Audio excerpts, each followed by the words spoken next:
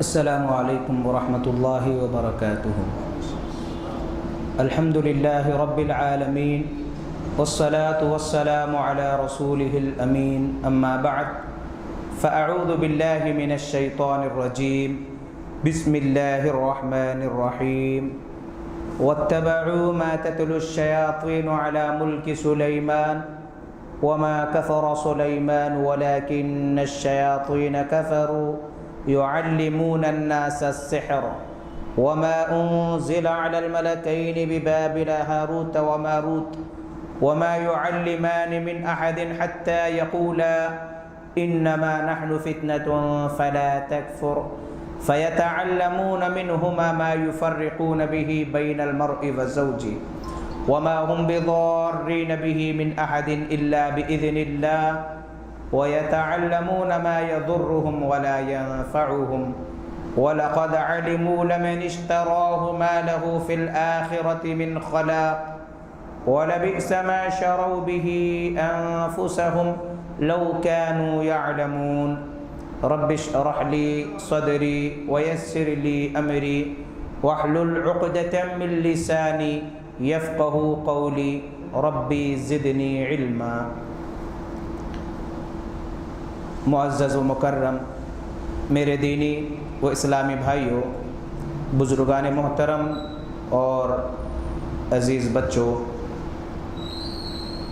اللہ کا فضل و کرم ہے کہ اس کی توفیق سے پھر ایک مرتبہ اللہ تعالیٰ آپ احباب کے سامنے کچھ کتاب و سنت کی باتیں رکھنے کا موقع عنایت فرمایا۔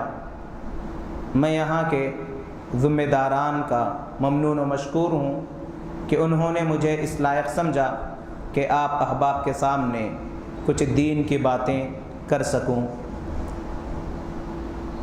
معزز سامعین، آج کے درس میں میں جس عنوان پر خطاب کرنے چاہ رہا ہوں وہ عنوان ہے السحر، یعنی جادو کی حقیقت اور جنات و شیاطین کی حقیقت قرآن اور حدیث کی روشنی میں۔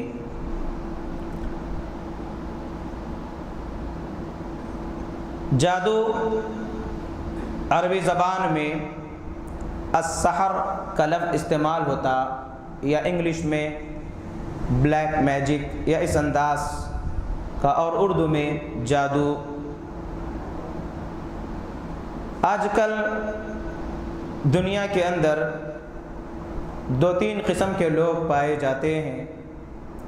ایک وہ طبقہ ہے جو اپنے آپ کو تعلیم یافتہ کہتا ہے، ہر چیز دلیل کی بنیاد پر جانتا ہے، مانتا ہے، یقین کرتا ہے۔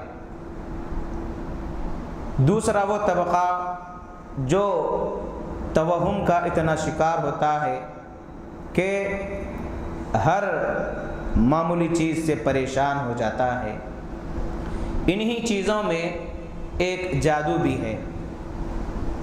جادو کے سلسلے میں اللہ رب العالمین قرآن مجید میں بے شمار مقامات پر اس کا تذکرہ فرمایا کہ جادو ہے کیا حقیقت میں، اور جادو کس طریقے سے اثر انداز ہوتا، اسلام میں جادوگر کی سزا کیا ہے، جادو میں مین کردار کن کا ہوتا ہے اور کس طریقے سے اس سے بچا جا سکتا ہے۔ جادو کے سلسلے میں اللہ رب العالمین سورہ بقرہ آیت نمبر 102 جو ابھی میں نے تلاوت کی، واتبعوا ما تتلو الشیاطین علی ملک سلیمان، اسی طریقے سے سورہ یونس آیت نمبر 77، سورہ یونس آیت نمبر 81، سورہ طٰہٰ آیت نمبر 79 79، اور سورہ اعراف آیت نمبر 122۔ اسی طریقے سے سورہ فلق جو قرآن مجید کا آخری سورہ ہے، سورہ فلق جو ہم تمام جانتے ہیں، قل اعوذ برب الفلق، ان آیات میں اللہ رب العالمین جادو کا تذکرہ فرمایا ہے، اور آج کل جادو بڑے زوروں پر ہے۔ ایک وقت تھا صرف غیر مسلم اسے سیکھا کرتے تھے، آج ایک پیشہ بنا ہوا ہے، اور مسلمانوں کا ایک بہت بڑا طبقہ جو کتاب و سنت سے دور ہے، خاص طور پر خواتین، ایک دوسرے کو نقصان پہنچانے، آپس میں دشمنی نکالنے اور اپنا غصہ نکالنے جادوگروں کا رخ کرتے ہیں، اور جادو ایک دوسرے پر کرواتے ہیں۔ جادو کی کئی اقسام ہے، اور جادو کا معنی و مفہوم کیا ہے؟ دیکھیے، جادو کا لفظی معنی آتا ہے کسی چیز کو اس کی حقیقت سے پھیر دینا، یعنی جادو جو ہوتا ہے اس کا سبب معلوم نہیں ہوتا، سبب چھپا ہوا ہو اور بظاہر اس کا اثر محسوس کیا جاتا ہو۔ حقیقت میں جادو جنات و شیاطین کی عبادت کر کے، ان کی پوجا کر کے، ان کی خدمت کر کے، انہیں خوش کر کے ان کا تقرب حاصل کیا جاتا ہے۔ کچھ شرکیہ کلمات کے ذریعے، جسے ہم منتر کہتے ہیں، مخصوص اوقات میں مخصوص طریقے سے جنات و شیاطین کا قرب حاصل کرنے کے لیے، انہیں خوش کرنے کے لیے ہر قسم کی نافرمانی کی جاتی ہے اللہ کی۔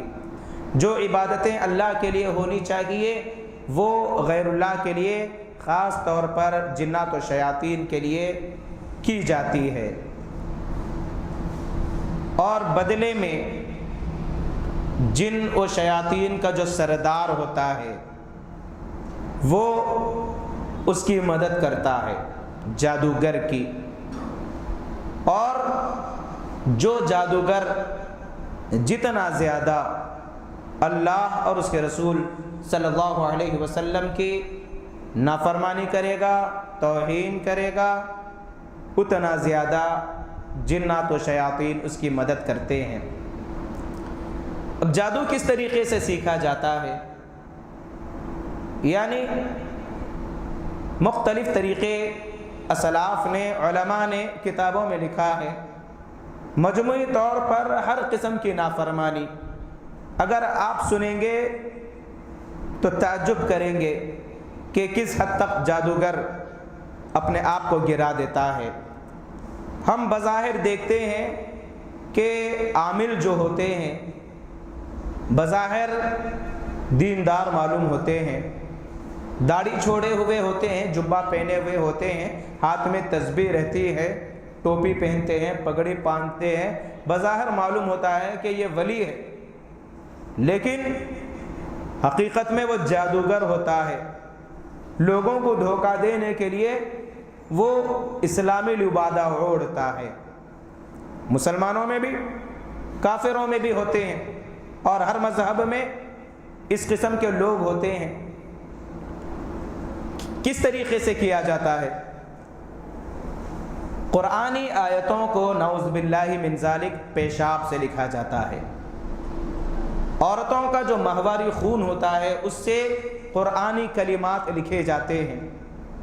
قرآنی اوراق کو چپلوں یا جوتوں پر پہنا جاتا ہے، اسی سے بیت الخلاء میں جایا جاتا ہے، اور نعوذ باللہ من ذالک، اللہ معاف کرے، کہ قرآنی آیات پر غلاظت کی جاتی، پیشاب کیا جاتا، اور جادوگر جنات کو خوش کرنے کے لیے جانور اس کے نام پر ذبح کرتا ہے، اس کے نام کا ورد کرتا ہے، صبح شام اسے یاد کرتا ہے، اس کو خوش کرنے کی ہر ممکن طریقہ اختیار کرتا ہے، اور بالکل برہنہ ہو کر اس کی عبادت کی جاتی، بغیر کپڑوں کے، ننگے، اور اپنی ماں سے، اپنی بہن سے، اپنی بیٹیوں سے نعوذ باللہ من ذالک زنا کیا جاتا ہے، اور اس طریقے سے جادو سکھا جاتا ہے، اور جو جتنا زیادہ نافرمانی کرتا ہے اللہ کی اتنا زیادہ قریب ہوتا ہے جنات کے۔ مخصوص کلمات پر مشتمل شرکیہ الفاظ پر منتر پڑھتا ہے وہ، بار بار کچھ مدت ہوتی ہے، تو بدلے میں جو جن و شیاطین کا سردار ہوتا ہے ایک معاہدے کے تحت اپنے جو خادمین، ماتحتین، چیلے وغیرہ جو ہوتے ہیں انہیں جنات کی مدد کے لیے بھیجتا ہے۔ اسی کو آج ہماری زبان میں موکل کہتے ہیں۔ جن کسی کے باپ کا نوکر نہیں ہوتا بلکہ جادوگر جن کا نوکر ہوتا ہے، کیونکہ جنات کو اللہ تعالیٰ مخصوص انداز میں پیدا کیا۔ وہ بالکل ایسی مخلوق ہے جو ہمیں نظر نہیں آتی۔ سورہ رحمان میں اللہ رب العالمین آیت نمبر 33 میں فرمایا وَخَلَقَ الْجَانَّ مِن مَارِجٍ مِّن نَّارٍ، ہم نے جنات کو آگ کے شعلوں سے پیدا کیا۔ اس کے تفسیر میں فرماتے ہیں صحابہ کہ آگ کا جو شعلہ ہوتا ہے، آگ جب اونچی ہوتی ہے تو اس کا جو کنارہ ہوتا ہے، کنارے کے ساتھ جو دھواں نکلتا ہے، اس خفیف چیز سے اللہ نے جنات کو پیدا کیا۔ اور جنات جادو میں مین جو رول ہوتا ہے وہ جنات کے ذریعے ہوتا ہے۔ اچانک ہم دیکھتے ہیں کہ کسی پر جادو کیا جاتا، اچانک ہاتھ خود بخود مڑ رہا ہے، کوئی موڑنے والا نظر نہیں آتا۔ کسی کے دماغ پر جادو کا اثر ہو گیا، پاگل حرکتیں کر رہا۔ شادی نہیں ہونے کا جادو، جادو کی کئی اقسام ہوتی ہے۔ شادی نہیں ہونے کا جادو، جب کبھی رشتوں کی بات کرتے ہیں تو جن و شیاطین سامنے آڑ بن جاتے ہیں۔ اللہ انہیں اتنا اختیار دیا کہ وہ دلوں کے اندر وسوسے ڈال سکتے ہیں۔ اسی لیے سورہ ناس میں ہم پناہ مانگتے ہیں، من شر الوسواس الخناس، خناس کے وسوسوں سے ہم پناہ مانگتے ہیں۔ تو جب کبھی رشتوں کا معاملہ آتا ہے تو جادو کے ذریعے رکاوٹ ڈالی جاتی۔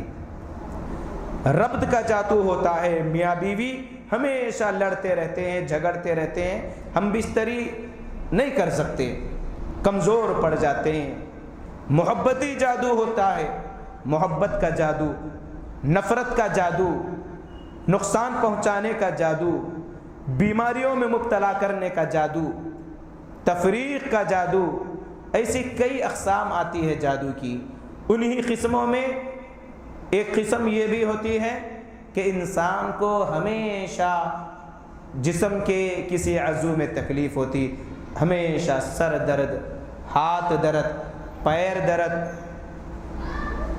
علاج کے باوجود افاقہ نہیں ہونا، ایکس رے سب کلیئر رہنا، بار بار علاجیں کروارے اثر نہیں ہونا دوا کا، یہ تمام کے تمام ہوتا ہے۔ یہ اقسام ہے اس کی۔ اب جادو کیا بذات خود اس کے اندر صلاحیت ہے نقصان پہنچانے کی؟ اللہ کے نبی صلی اللہ علیہ وسلم نے وعید کی کہ جو جادو پر ایمان رکھتا ہے، بذات خود جادو کے اندر نفع و نقصان کی صلاحیت نہیں ہے، بلکہ جادو بِإِذْنِ اللہ، اللہ کی اجازت کے ساتھ ہوتا ہے، اس کا اثر ہوتا ہے، لیکن فی نفسی ہی اس کے اندر صلاحیت نہیں ہے، اس طریقے کا ایمان رکھنا منع ہے۔ تو اب جادو کے سلسلے میں اللہ رب العالمین سورہ بقرہ آیت نمبر 102 میں ارشاد فرمائے وَاتَّبَعُوا مَا تَتْلُو الشَّيَاطِينُ عَلَى مُلْكِ سُلَيْمَانَ وَمَا كَفَرَ سُلَيْمَانَ وَاتَّبَعُوا، انہوں نے اتباع کی، یعنی یہودیوں نے، مَا تَتْلُو الشَّيَاطِينَ، جو شیاطین پڑھا کرتے تھے، عَلَى مُلْكِ سُلَيْمَانَ، سلیمان علیہ السلام کی حکومت میں، وَمَا كَفَرَ سُلَيْمَانَ، سلیمان علیہ السلام نے کوئی کفر نہیں کیا، وَلَكِنَّ الشَّيَاطِينَ كَفَرُوا، لیکن شیاطین نے کفر کیا۔ یعلمون الناس السحر، وہ لوگوں کو جادو سکھایا کرتے تھے یا لوگ جادو سکھا کرتے تھے۔ وما انزل علی الملکین ببابل ہاروت و ماروت، اور جو بابل کے سرزمین میں ہاروت و ماروت پر جو نازل کیا گیا اس کے پیچھے لوگ پڑ گئے۔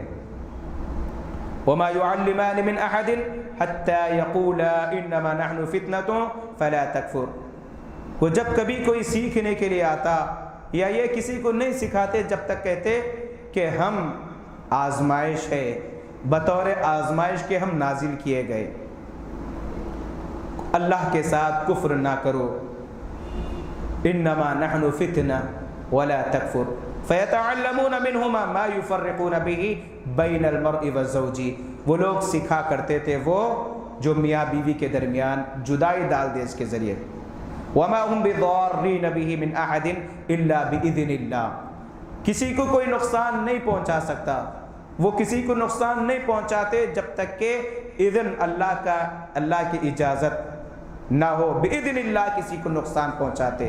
وما هم بضارین به من احد الا باذن اللہ فیتعلمون، تو بہرحال یہ جو طویل جو آیت پڑھا میں، اس کی تفسیر میں بتلایا جاتا ہے کہ اللہ نے ہاروت و ماروت دو فرشتوں کو نازل کیا اس لیے کہ لوگ انبیاء کے معجزات کو جادو سمجھتے تھے، جادو اور معجزات میں فرق کے لیے اللہ نے انہیں بھیجا، لیکن یہودی چاہتے جادو سکھا کرتے تھے اور وہ باقاعدہ طور پر کہتے کہ ہم آزمائش کے طور پر نازل کیے گئے، تم لوگ جادو نہ سیکھو۔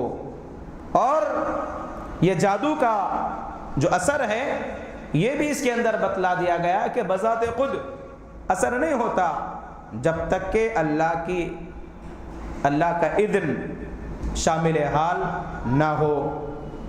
تو بہرحال اسی طریقے سے سورہ طٰہٰ، سورہ یونس، سورہ اعراف، سورہ فلق میں اللہ تعالیٰ اس کی تفصیل نازل کی، اور موسیٰ علیہ السلام کے واقعے میں تو خاص طور پر جادوگروں سے مقابلے کا تذکرہ موجود ہے، اور اللہ کے نبی صلی اللہ علیہ وسلم پر بھی جادو کیا گیا۔ اس سے یہ معلوم ہوتا ہے کہ اللہ کے نبی صلی اللہ علیہ وسلم انسان تھے لیکن اخلاق میں، اوصاف میں بہت بلند تھے۔ دیکھیے آج سائنٹیفک نظریات کے جو حامل ہوتے ہیں لوگ جادو کا بالکل سرے سے انکار کر دیتے ہیں، اور دنیا کے اندر ایک ایسا طبقہ ہے جو جادو کو مانتا ہی نہیں، اور کئی بیماریاں ایسی ہوتی ہیں جو جادو کے ذریعے اثر انداز ہوتی ہے، سالوں سال علاج کرانے کے باوجود فائدہ نہیں ہوتا، مجبور ہو کر لوگ چاہتے نہ چاہتے قرآن کی آیتوں کے ذریعے علاج کراتے، جسے رقیہ شرعیہ کہتے ہیں۔ شرعی یعنی قرآن اور احادیث پر مشتمل جھاڑ پھونک، پڑھ کر پھونکنا، دم کرنا جسے کہا جاتا ہے، نہ چاہتے ہوئے، لیکن الحمدللہ فائدہ ہوتا ہے انہیں۔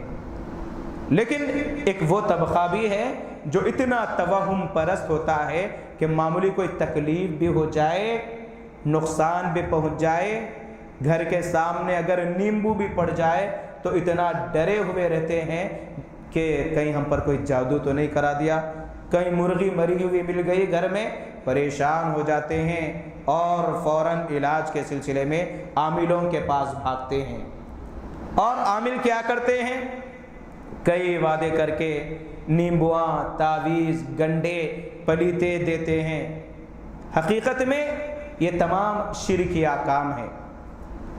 اللہ کے نبی صلی اللہ علیہ وسلم پر بھی جادو کیا گیا، جس کا ذکر صحیح بخاری صحیح مسلم کے اندر موجود ہے، جس کی راویہ ام المومنین حضرت عائشہ صدیقہ رضی اللہ تعالی عنہا ہے، فرماتی ہیں کہ اللہ کے نبی صلی اللہ علیہ وسلم کچھ دن پریشان رہے، اور ایک مرتبہ اللہ کے نبی صلی اللہ علیہ وسلم دعا کیے، طویل دعا کیے، اس کے بعد ام المومنین حضرت عائشہ رضی اللہ تعالیٰ عنہ سے فرمانے لگے کہ اللہ نے میری دعا سن لی اور جس پریشانی میں تھا میں اس سے نجات عطا کی۔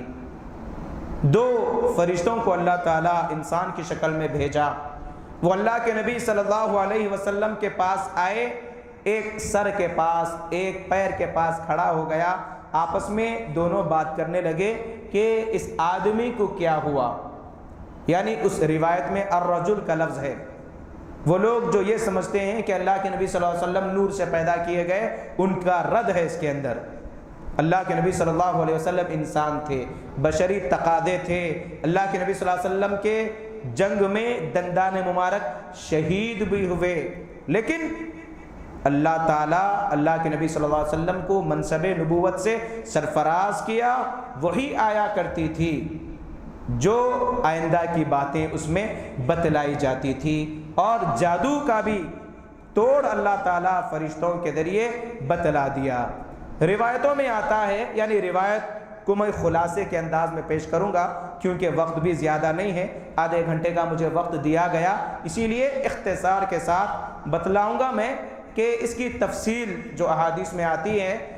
قبیلے بنی زریق کا ایک یہودی جس کا نام لبید بن اعصم ہے، اس نے یہودیوں کے کہنے پر 3 دینار 3 سونے کے سکوں پر معاہدہ کیا، اللہ کے نبی صلی اللہ علیہ وسلم پر جادو کیا، کیونکہ یہودی کئی طریقے کی تدبیریں اختیار کیے کہ اللہ کے نبی صلی اللہ علیہ وسلم کو نعوذ باللہ من ذالک ختم کیا جائے، نقصان پہنچایا جائے، لیکن ہر مرتبہ اللہ کے نبی صلی اللہ علیہ وسلم محفوظ رہے ان کے شر سے۔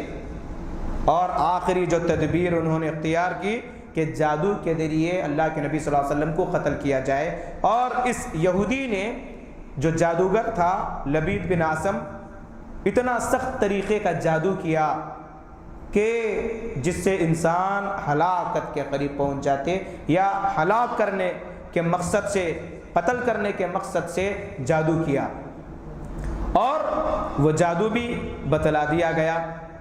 وہ جادو اس نے کیا، کنگھی کرتے ہوئے جو بال اسے لگتے ہیں یا جو گرتے ہیں، ان بالوں پر جادو کر کے گرہ لگایا، گیٹیاں مارا، اور ساتھ ہی ساتھ کھجور کے جو نر کھجور کا درخت ہوتا ہے، اس کا جو خوشہ ہوتا ہے، اس کے کنارے پر جادو کیا آپ کے بالوں پر، اور اسے ایک کنویں کے پاس دفن کر دیا، پانی کے اندر پتھر کے نیچے، زروان جس کا نام تھا کنویں کا۔ اور اللہ کے نبی صلی اللہ علیہ وسلم کئی دنوں تک متاثر تھے، پریشان تھے، لیکن منصب نبوت پر کچھ اثر نہیں پڑا۔ جو بشری تقاضے تھے اس پر کچھ اثر پڑا۔ کیا اثر پڑا؟ اللہ کے نبی صلی اللہ علیہ وسلم اپنی کسی زوجہ محترمہ کے قریب جاتے، لیکن یہ محسوس ہوتا کہ وہ ہم بستری کر چکے۔ اتنا اثر ہوا، اور روایتوں کے مطابق 40 دن تک یہ اثر رہا، لیکن اللہ کے نبی صلی اللہ علیہ وسلم وحی پر اس کا کوئی اثر نہیں پڑا، منصب نبوت پر کوئی اثر نہیں پڑا۔ تو بہرحال اللہ کے نبی صلی اللہ علیہ وسلم کو وہ کنواں بیر زروان بتلا دیا گیا، اور اللہ کے نبی صلی اللہ علیہ وسلم نبی صلی اللہ علیہ وسلم چند صحابہ کو وہاں بھیجے، اور خود اللہ کے نبی صلی اللہ علیہ وسلم وہاں پر گئے۔ ایسی مختلف روایتیں آتی ہیں، فرماتے ہیں ام المومنین حضرت عائشہ صدیقہ رضی اللہ تعالیٰ عنہ کو کہ میں نے اس کا پانی دیکھا، اس کنویں کا، کہ مہندی، نچڑی ہوئی مہندی کا رنگ جس طریقے سے ہوتا ہے وہ تھا، اور وہاں کے جو درخت تھے بالکل ڈرونی قسم کے تھے۔ تو بہرحال معوذتین اللہ کے نبی صلی اللہ علیہ وسلم انہیں پڑھا، اور اس طریقے سے جادو توڑ دیا گیا۔ تو بہرحال جادو کا وجود ہے، اس کا انکار نہیں کیا جا سکتا، اور جادو کی مختلف اقسام ہوتی ہے۔ جادو کے ذریعے جو مین رول ہوتا ہے وہ جنات کا ہوتا ہے۔ جنات کا وجود بھی قرآن اور حدیث کی روشنی میں موجود ہے، یعنی جنات و شیاطین موجود ہے، ان کا بھی وجود ہے۔ چونکہ یہ مخلوق ہمیں نظر نہیں آتی، اسی لیے اکثر لوگ اس کا انکار کرتے ہیں۔ جنات کا انکار کرنے کے بعد جادو کا مطلق طور پر انکار کیا جاتا ہے۔ اب جادو میں جو مین رول ہوتا ہے وہ جنات کا ہوتا ہے، اسی لیے کبھی جن جسم کے اندر آ کر تکلیف پہنچاتا ہے جادو کے ذریعے، کبھی جسم کے باہر رہ کر تکلیف پہنچاتا ہے، اور چونکہ جن نظر نہیں آتا اسی لیے جادو کا جو نقصان ہوتا ہے وہ نظر نہیں آتا، محسوس کیا جاتا ہے۔ قرآن مجید میں اللہ تعالیٰ جنات کا بھی تذکرہ کیا، اور یہ جن اور شیاطین یہ کوئی الگ الگ مخلوق نہیں ہے، بلکہ دونوں ایک ہی مخلوق ہے۔ جو مسلمان ہوتے ہیں عام طور پر انہیں جن کہا جاتا ہے، جو کافر ہوتے ہیں انہیں شیاطین کہا جاتا ہے، اور جو ابلیس ہے جنوں کا سردار جسے ہم کہتے ہیں وہ بھی جنات میں سے تھا، جس کا ذکر اللہ تعالیٰ سورہ کہف میں کیا کہ جب سجدے کا حکم دیا گیا فرشتوں کو، تمام فرشتوں نے آدم کے لیے سجدہ کیا سوائے ابلیس کے، الا ابلیس کان من الجن، اس میں وضاحت کے ساتھ کہا گیا کہ یہ جنات میں سے تھا۔ بہرحال ایک طویل موضوع ہے یہ، جنات و شیاطین، جادو اور کس طریقے سے یہ نقصان پہنچاتے ہیں۔ اسلام میں جادوگر کی سزا قتل ہے، اسلامی حکومت میں جادو سیکھنا بھی حرام، جادو کرنا بھی حرام، جادو کروانا بھی حرام، اور لوگ جادو کے توڑ کے لیے تعویذوں کا، گنڈوں کا سہارا لیتے ہیں، یہ بھی شرک عمل ہے۔ اللہ کے نبی صلی اللہ علیہ وسلم نے سختی سے منع کیا، من تعلق تمیمۃ فقد اشرک، جس نے تعویذ لٹکایا اس نے شرک کیا۔ حقیقت میں جادوگر جو ہوتے ہیں یا عاملین جو ہوتے ہیں، جو جادو کے علاج کا جو دعویٰ کرتے ہیں اور اس علاج کے بہانے نفسیات سے جو کھیلتے ہیں، جن کا ایمان جتنا کمزور ہوتا ہے اتنا ان کے بہکاوے میں آتے ہیں۔ جادو کا علاج بھی موجود ہے، کوئی اگر اذکار کا اہتمام کریں گے تو انشاءاللہ دنیا کی کوئی طاقت نقصان نہیں پہنچا سکے گی۔ اذکار یہ ہتھیار ہے، دعائیں یہ ہتھیار ہے، شریعت کی پابندی یہ ہتھیار ہے۔ جس کا ایمان اللہ کی ذات پر جتنا مضبوط ہوگا اتنا اس شر سے محفوظ رہتا ہے۔ عام طور پر جادو کے اثر کا شکار وہ لوگ ہوتے ہیں جو ذہنی طور پر کمزور ہوتے ہیں، کمزور ایمان والے ہوتے ہیں، کتاب و سنت سے دور جو رہتے ہیں، ایسے لوگ اس کا شکار ہوتے ہیں، جو نمازوں کی پابندی نہیں کرتے، جو بالکل ڈرے ہوئے رہتے ہیں۔ جنات بڑی کمزور مخلوق ہے، انسان سے ڈرتے ہیں۔ بالکل اس کی مثال ایسی ہے جیسے کتا ہے یا بندر ہے، کتے کو اگر ماریں گے تو ڈر کر بھاگے گا، کوئی ڈریں گے تو حملہ کرتا اس پر۔ اس نسل کی یہ مخلوق ہوتی ہیں، اور جنات کی مختلف اقسام ہوتی ہے۔ ایک وہ قسم جو ہواؤں میں اڑتی ہے، ایک وہ قسم جو جانوروں کی شکل میں رہتی ہے، اور کئی اقسام ہوتی ہے، اور یہ شریعت کے مکلف ہے۔ جنوں میں کوئی نبی نہیں آیا۔